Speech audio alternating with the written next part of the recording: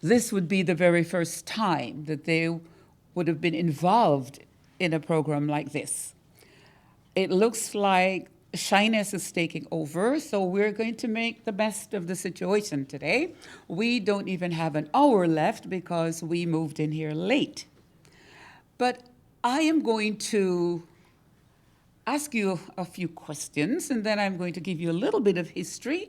And seated in the back of this room is Rabbi Mark Blazer. He's the rabbi of this sanctuary here.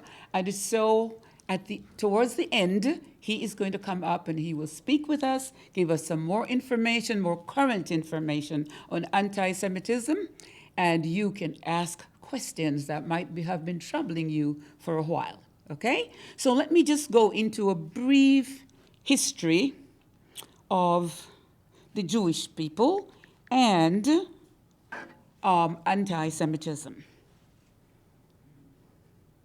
So I believe that as Seventh-day Adventists, we know who the Jewish people are. We don't have to ask.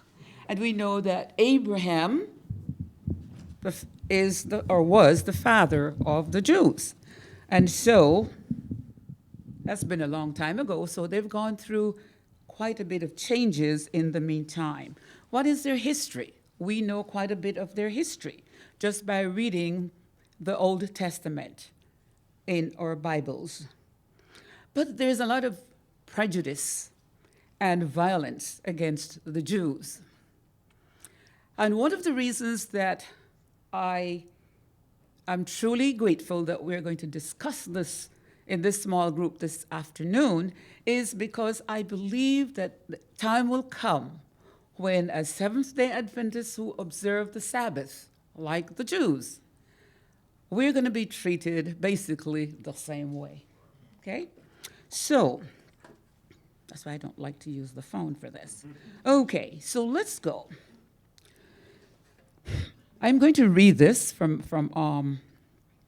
Google.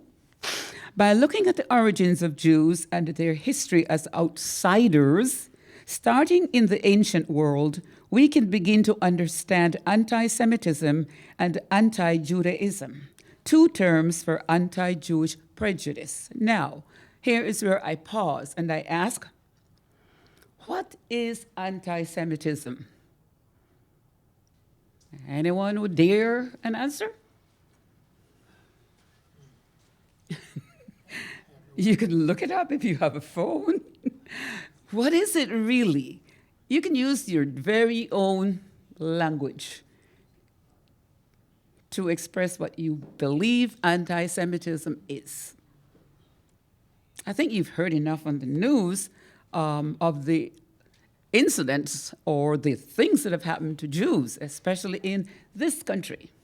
And there's I'm truly honest with you. I did not know that the Jews had gone through so many periods of anti-Semitism or prejudice, right? Okay, you've got something you want to share, Greg? It says anti-to or prejudice towards the Jews. Okay, so anti means against. Mm-hmm. And it's particularly against whom?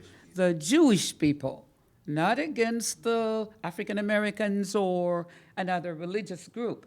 It is specifically against Jewish people. It's a discrimination against Jews as a religious, ethnic, or racial group. So that through the history of the Jews, the reasons for them to be treated the way they have been treated is, one, for their religion, two, because they are an ethnic group, and three, a racial group. There are other reasons too, okay?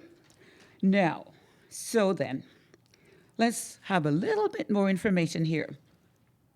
In particular, learning about two lesser-known cases of anti-Jewish violence in ancient times, the genocide of Jews in Alexandria in the year 115 to 117 CE, And Christian violence towards Jews in the early Byzantine period, 300 rather, to 450 CE, will help to illustrate the understanding forces behind violence against Jews. Now, I'm not going to go into that. We don't have the time, and I don't have all of the knowledge, okay? So,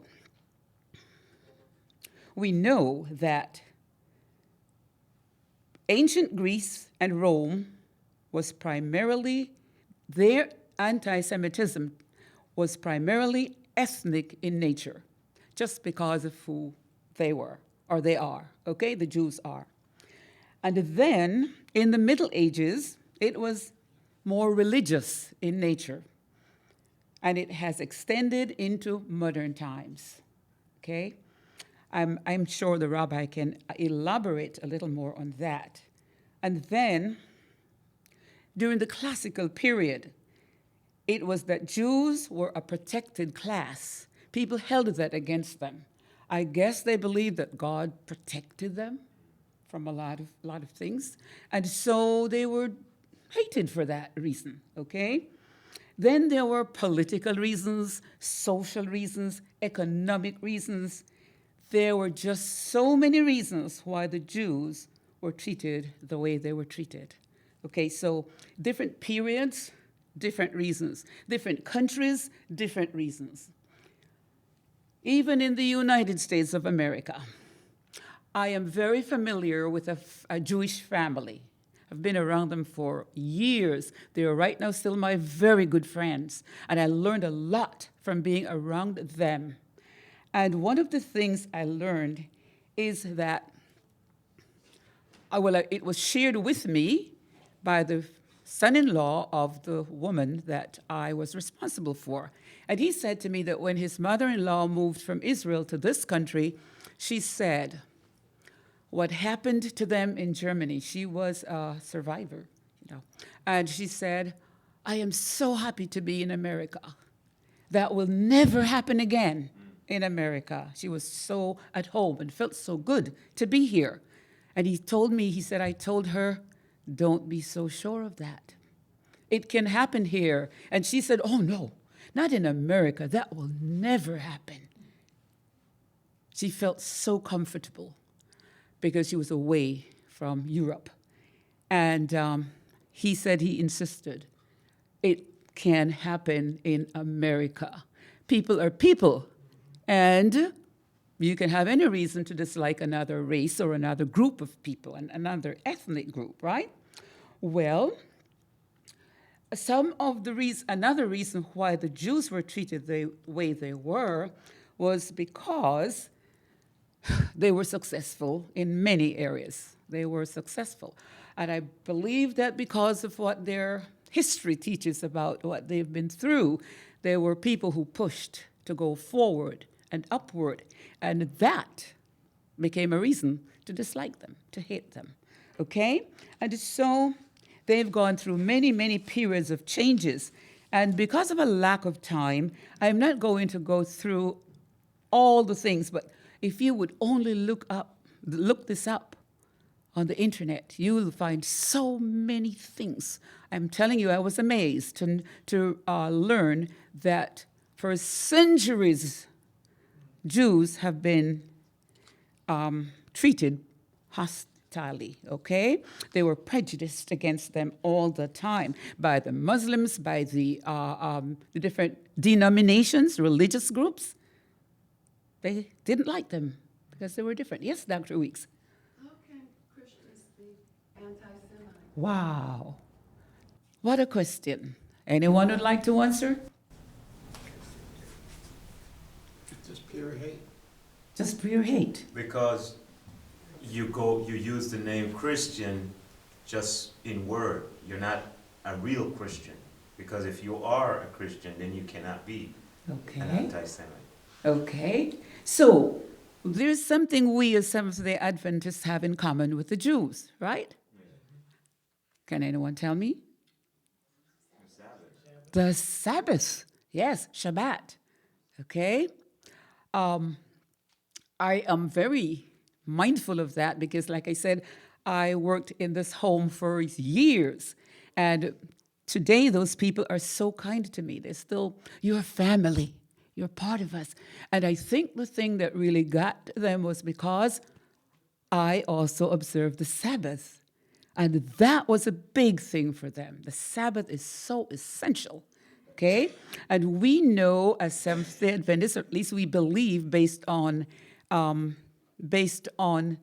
biblical teaching, that there will come a time when Seventh-day Adventists who continue to observe the Sabbath will be persecuted, right? So that time will come.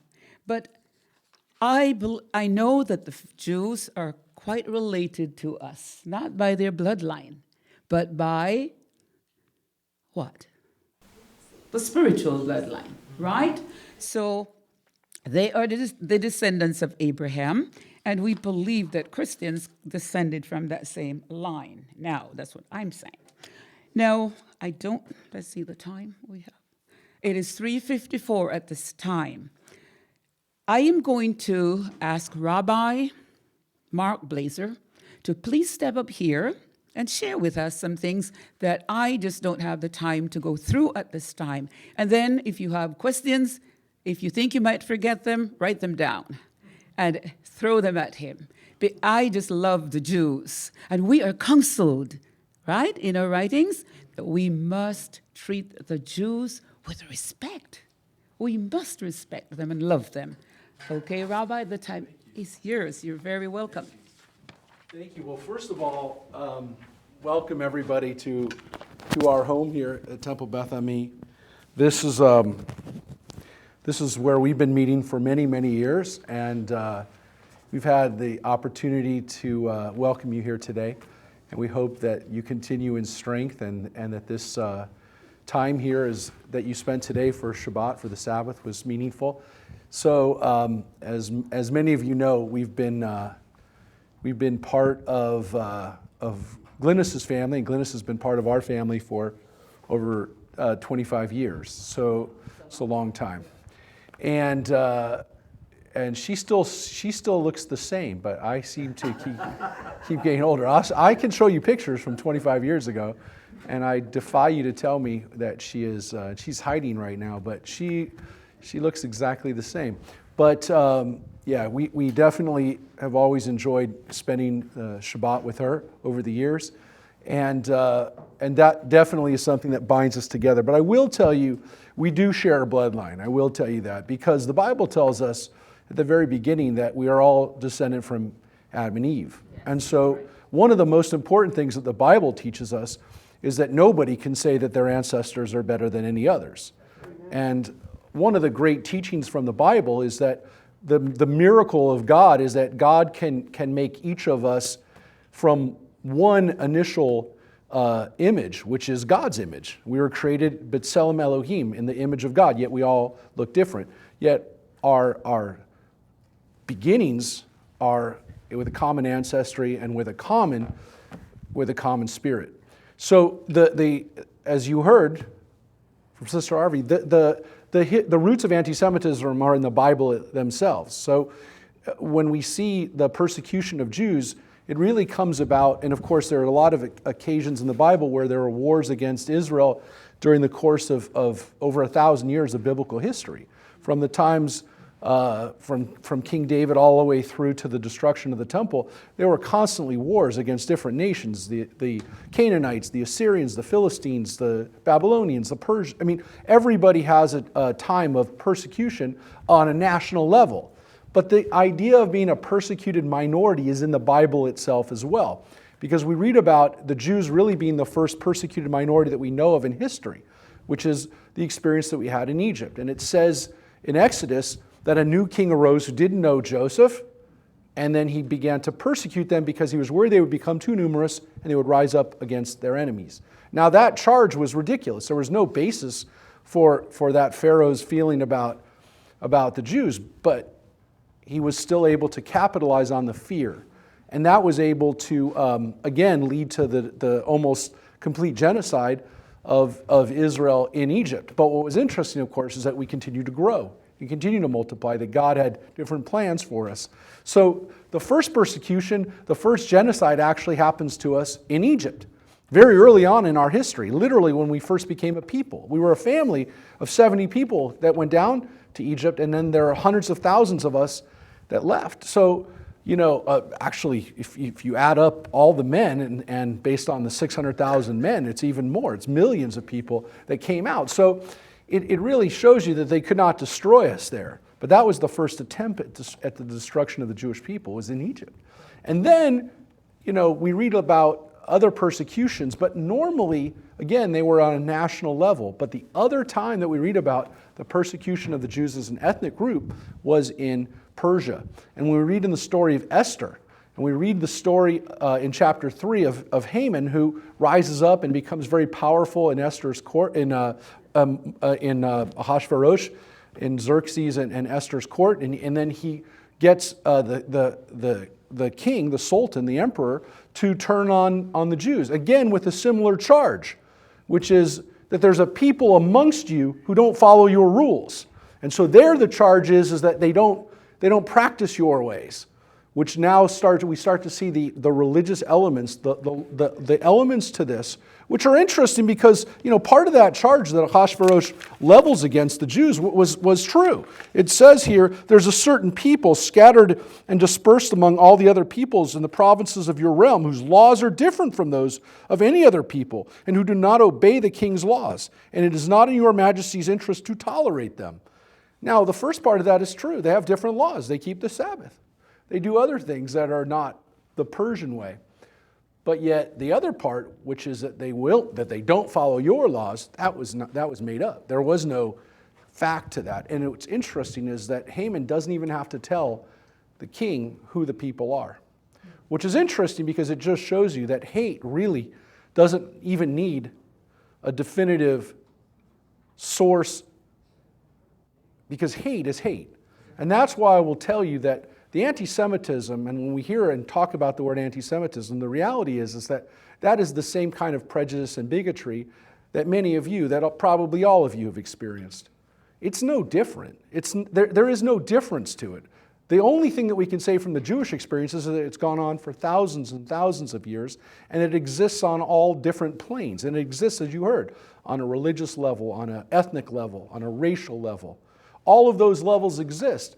But it's no different than any of the prejudice or bigotry that you felt. And, of course, it can manifest not only into just dislike and intolerance, but, of course, into murder. And so we've seen that happen in our own day.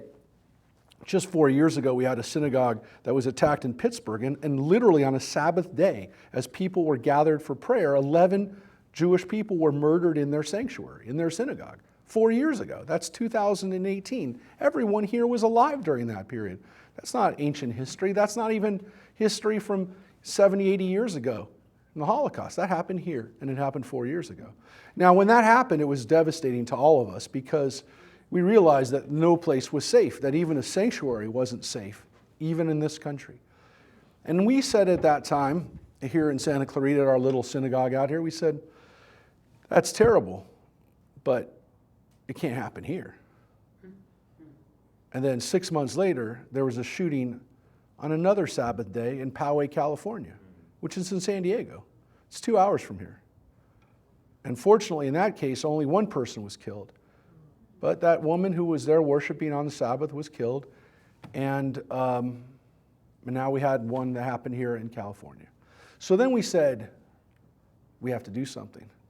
And so that's why we have these gates. And that's why we have locks and codes and things that we have to put into our doors now. We never had those before. That's why we have cameras around our place. I never wanted to have any of those things. I didn't believe that that was something that a synagogue, a church should ever have to have. But we had no choice. We had no choice. And so now we put into effect these measures for security. And we were one of the last synagogues to do that. And it's interesting because, God willing, in a few years, we'll forget. That kind of stuff will recede in the back of our mind, and we'll say, it can't happen here, and it won't happen here until it does.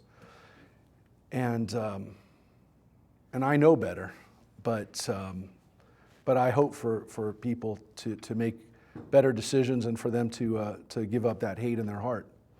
Because the reality was that 23 years ago, there was an attack, not on a synagogue, but at a Jewish community center 10 miles from where we're standing right now. In North Valley Jewish Community Center on Rinaldi. So that happened at a preschool, and that happened at a Jewish preschool summer camp experience on a normal weekday. I think it was a Tuesday. And I heard that there was a shooting there, and I went down to the hospital, to Holy Cross Hospital, just down the road, and was there as families were brought in to see their children who had been shot. Now, thankfully, no one was killed that day. It was a miracle. Thousands of rounds of ammunition, and no one was killed that day at the JCC. But unfortunately, that killer, that person filled with hatred, went out and murdered somebody, and not a Jewish person. He shot the next minority he found. He found a Filipino postal worker and shot him. So maybe it wasn't an anti-Semitic instance of hate and murder at that point, but it was part of the day. And it was fueled by that same hatred. So I will tell you, anti-Semitism is unique in some ways, but in reality, the base for it, the foundation for it is not unique. It's part of all the prejudice, all the hatred that exists that we're capable of as humans. So we have to, of course, each one of us work against that hate in our hearts. We have to work against that bigotry and prejudice that we have. So that is the one thing I want to tell you, is that anti-Semitism is unique. It is different. It is something we've seen out through history, but it is no different than any of the prejudice or the bigotry that has been directed at you at any time. So just understand that that's part of it. And again, it doesn't matter what color your skin is, what your religious background is, what practices you follow, what day you keep the Sabbath. Because as long as there's somebody who hates you for who you are, it can happen to you. And again, we have to do our parts to help make the world a little safer, a little bit more full of love, but we're not going to be oblivious, and we're not going to be blind to what can happen. So that's what I wanted to share and what's been on my mind. And obviously we've seen a lot of hatred and a lot of strange anti-Semitism in the last couple of months, just since October, manifest itself. And some people, and again, I don't like to dwell on the individuals responsible. I don't like to give them space in my brain. I don't like to think about them, and I don't like to focus my attention on them. But the reality is that it's, when people say, well, it's come from this guy, it's come from that guy, it's come from people who've had political power, it doesn't matter. A person who's filled with hate or bigotry, it doesn't matter if it's to me or if it's to someone else. It's wrong, and so I'd rather focus on just wiping out all types of hatred. So that's my message for you today. I definitely wanted to open up to questions and to comments or to thoughts that you might have had lately. Rabbi, Yeah. May I read this, please? Yeah.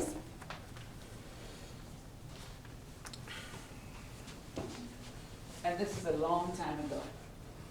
It says, at the time of the First Crusade, in the year 1096, a German crusade destroyed flourishing Jewish communities on the Rhine and Danube.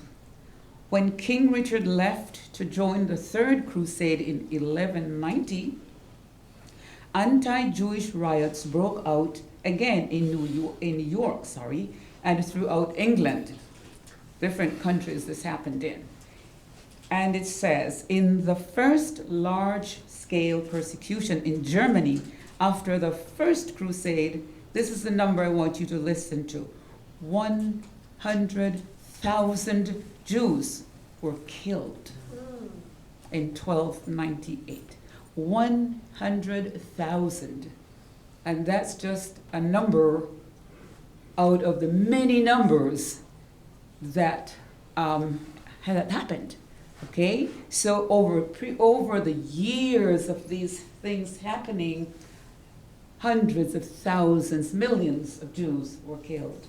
And I tried to picture the number to see how many Jews could have been killed or may have been killed, and how many would have been alive today. God really grew that people for his purpose. So I just wanted to share that number with you. And now I'll turn it back to the rabbi, and I have a few other bits of information. And actually, after 1190, the persecutions in England, after that, for the next almost 500 years, until about the late mid-1600s, Jews actually were not allowed to live in England. So there was no place for about almost 500 years that Jews could actually legally live in England, all throughout the Middle Ages, all throughout the time of Shakespeare and to the King James Bible, right around the 1600s during the Cromwell's Revolution. That's when Jews were allowed back into England. So about 500 years. And actually that went through parts of France, parts of Germany. And that's why a lot of Jews ended up going further to the east, to Poland and into what would become Russia, because those were some of the few places during the Middle Ages in Europe that Jews could live freely in. And at that time too, during the Crusades, interestingly, there was a flourishing Jewish community in Spain and North Africa, which ended up being persecuted later on during the Inquisition in the 1400s, 1500s.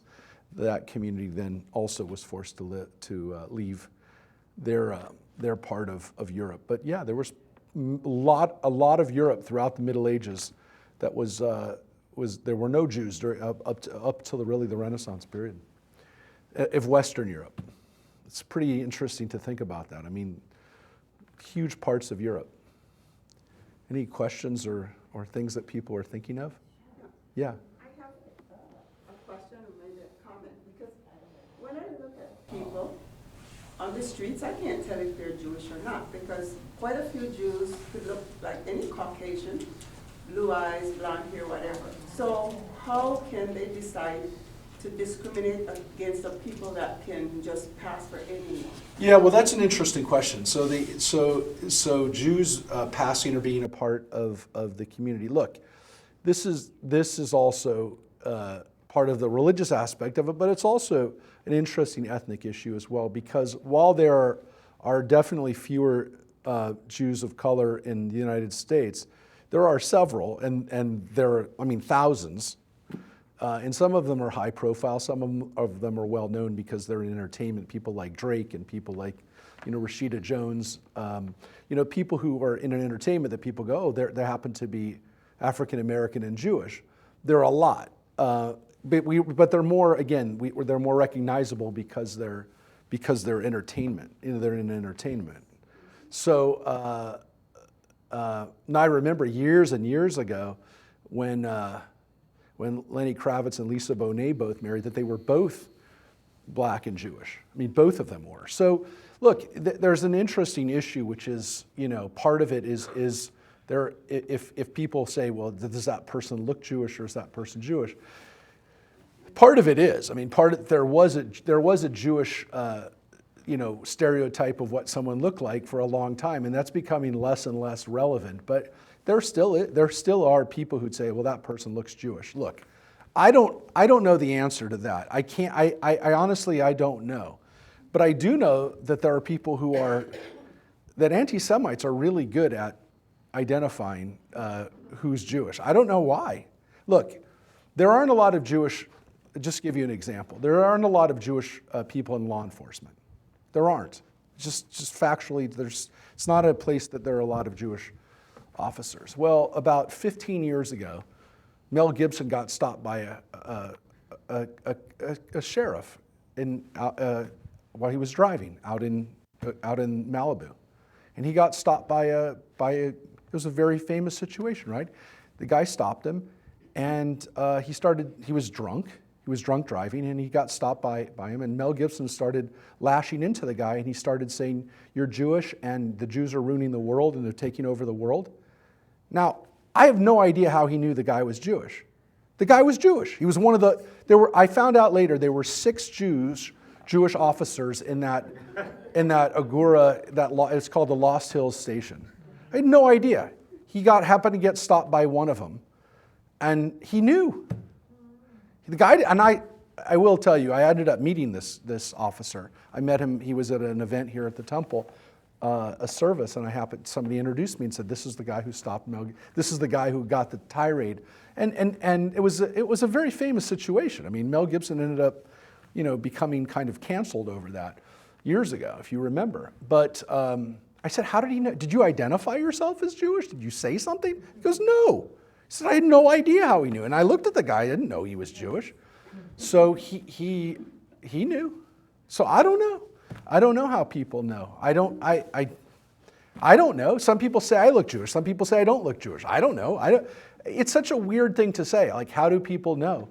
I don't know. I mean, I will tell you, could be that maybe they just get lucky. Maybe Mel Gibson said that to dozens of other people who'd stopped him, because supposedly he'd been stopped numerous times, and people always let him go when he was drunk driving. It was finally one guy stopped him and said, "No, I'm not going to let you go."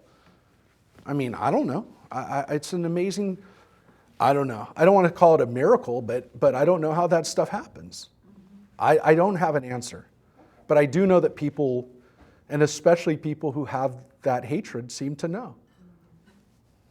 Rabbi, Yeah. I have been told, or I've heard over the years, that Jews can be recognized by their nose. Maybe. If that's the case, then I can definitely be recognized. But look, I don't know. But you can get plastic surgery. You can get your nose done, and then you wouldn't know. I don't know. Look, I mean, that is one of the stereotypes. But that's the same thing of saying, well, I could tell by somebody's hair. Look, this is no different than happens sometimes to people who are African American. They say this person can pass. I mean, I'm not making that up. That's what people with lighter skin have said. This person can pass. That also isn't actually, I guess you understand what I'm saying. It's not, people have said that to you before. So I don't even think that's that different if you want to know the truth. Yeah.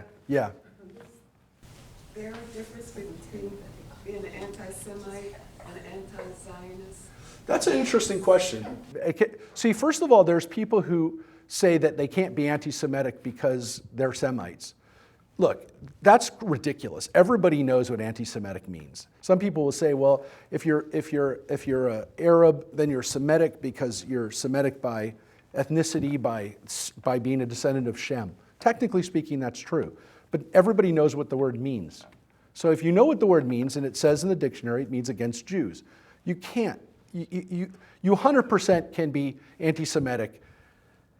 Look, I didn't want to use this example because I said I don't want to mention him, but during the last couple of months, the person who's been responsible for a lot of the anti-Semitism said at one point in October, I can't be anti-Semitic because I'm a Jew. Now, the person said that because they believe that they're a Christian, and by Christian, they're also connected to the Jewish people. But everybody knows that that's not true. And sure enough, the other stuff that this person said was fully anti-Semitic, and everybody knew that it was anti-Semitic. It was just a matter, and he had said it before, and of course I'm talking about Kanye, and he said it again, and he said it numerous times that he liked Hitler. Everybody knows that that's anti-Semitism. So you can't come out and say, well, I'm not really anti-Semitic. I can't be anti-Semitic. Everybody knows. It's a silly thing to say. So so you'll hear people say that they can't be because they're Semitic or because they're really Jewish spiritually. It's just not true. So that's a silly thing to say. But this other issue of whether someone can be anti-Zionist and then not be anti-Semitic. Look, there are Jews who say that there's a difference. I'm not one of them. I believe that if you're anti-Zionist, you're anti-Semitic, and I'll tell you why. Because the idea that the Jews are not entitled, so the argument is that Jews don't need to have a homeland, right? So they don't need to have Israel. So if that's the case, then the Jewish people are the only people in the world that don't have to have a homeland. So that's an interesting argument, and it's one that I don't really believe. I don't know how anyone could believe that. How can you believe that the Jewish people are the only people that don't need to have a place that's theirs? So then the question is, well, I'm against the policies of the government of Israel. That doesn't make me anti-Semitic. Of course that doesn't. It doesn't. But if you're anti-Zionist, if you're against the idea that Jews deserve to have, like everyone else, a homeland, then that's also foolishness. There's no sense to that. But there are people who try to make that comment. I'm not anti-Semitic, I'm anti-Zionist. So again, so why do you believe that Jews are the only people who don't deserve to have a place? And it's not only a place, it's the place that the Bible says is their place. So it doesn't really make any sense. Now, most of the people who say they're anti-Zionist are also not, for the most part, not Christian. Because anybody who is Christian, anyone who understands the Bible will say, that's ridiculous. That's a ridiculous thing to say, that the Jewish people aren't entitled to the home that God promised them would be their home. So look, how Israel achieves its security and how it achieves its peace, that's a difficult question. It's sometimes, there are nuances to that are difficult to explain, and that's a whole nother thing to talk about, the role of Israel in the lives of the Jewish people. But I don't understand how you can be anti-Zionist but not anti-Semitic. It doesn't make any sense. It's like saying, I'm not anti-black, but I don't believe that, somebody could have a connection to Africa or to the home. I mean, like, where do African Americans have a connection to Africa? Because they're called African Americans. They're called Afro-Caribbean. So you're going to say there's no connection to Africa? I mean, I don't know what that connection to Africa means to a person. That's a personal question. But to recognize that by their name that they're from Africa, you're saying, well, really, there's a whole continent you want to cut these people who know that they're from Africa, they're going to cut them away from? And the same thing I'd say, you want to tell the Jewish people that they're cut off from the homeland that the Bible tells them that they came from, that everybody knows they came from? It doesn't make any sense. So yeah, there are people who try to split hairs, or they'll try to say, I can't be anti-Semitic, and then everything they say is anti-Semitic. I mean, it's a silly game. That's foolishness. But there are definitely people who will do it, and I guarantee you they'll continue to play that game. But those are lies.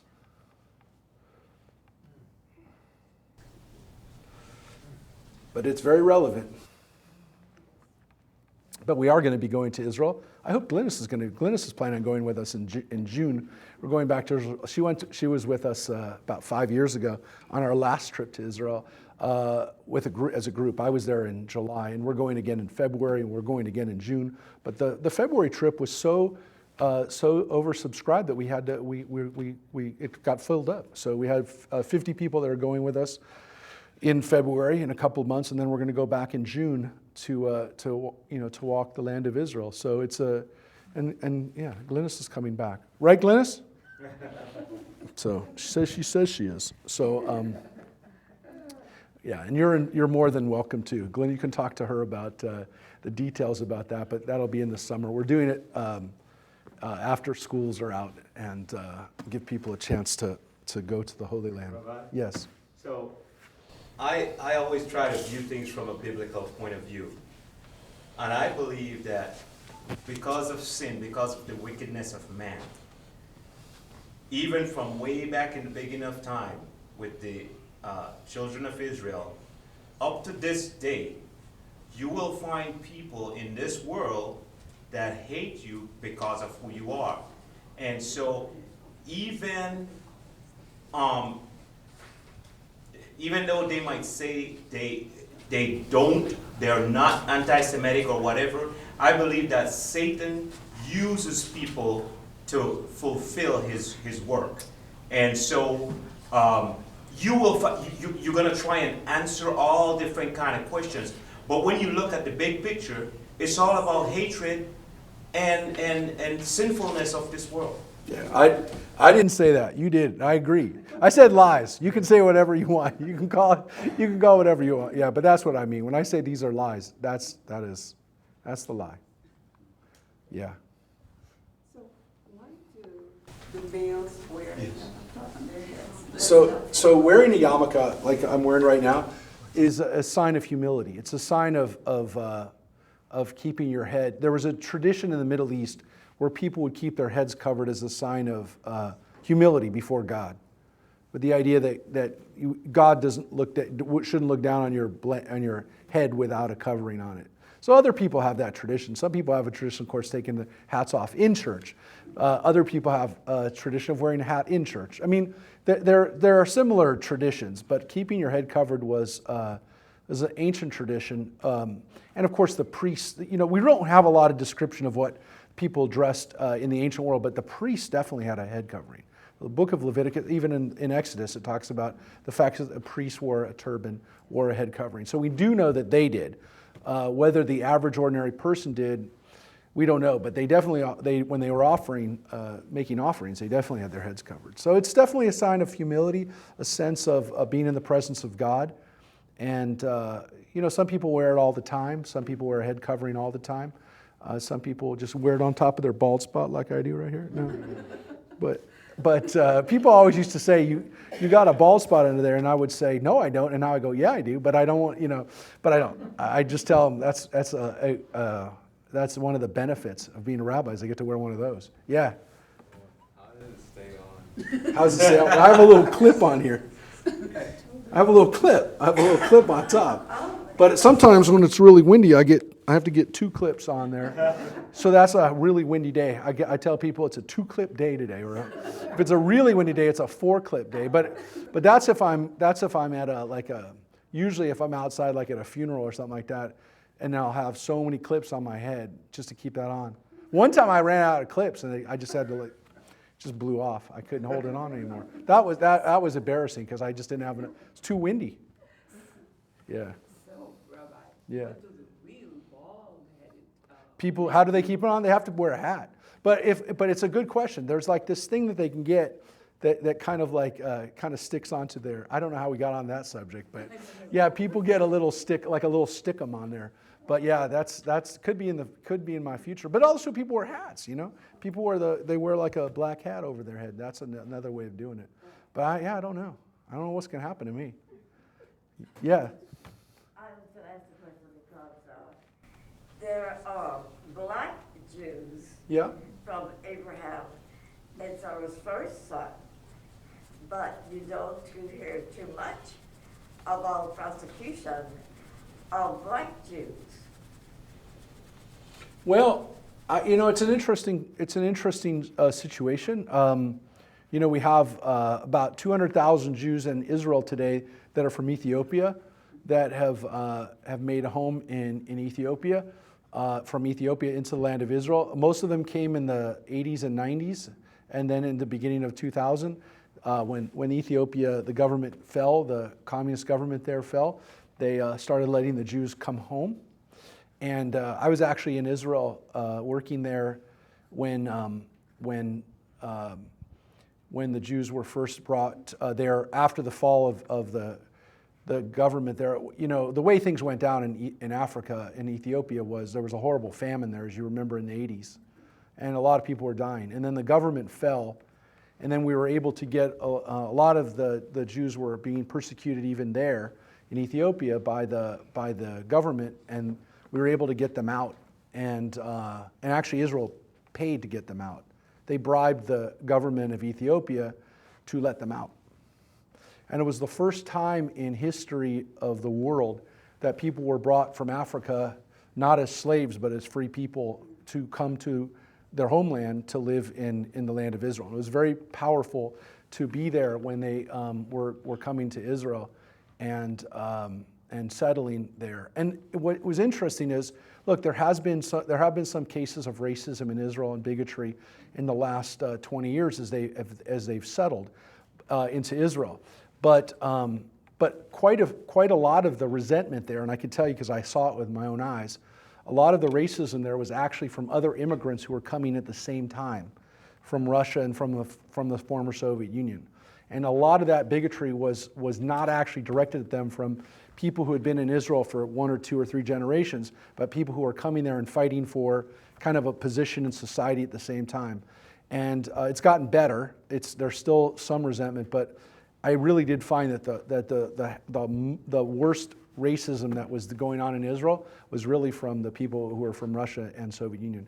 And I think that was also partly because those countries, they just didn't have African communities for the most part. I mean, they always had African students that lived in Russia, but not a lot. And there was a lot of racism, a lot of prejudice in those countries, especially I'm talking about Russia and Ukraine. And it even happens in America too. Some of the more Russian and ethnic Russian communities in America that have also come here in the last 20, 30 years are sometimes a little bit more racist. I think hopefully it's just lack of interaction, lack of knowledge of people, I hope, but some of it, might be, again, the worst forms of lies. But I think that in Israel, it's definitely gotten better in the last 10, 15 years. And actually, the minister of, the government just changed in Israel this last 2 weeks. But the previous government, the head of absorption of Aliyah, of the immigration, was an Ethiopian Jewish woman, Panina Shanto, and she's amazing, and she was the head of immigration for the whole country. So she was an Ethiopian Jewish immigrant from, came like 20-something years ago with her family. So I hope that there are people will see more of the community, the Ethiopian Jewish community, in the world, and hopefully understand that that is part of the Jewish community. So I don't know.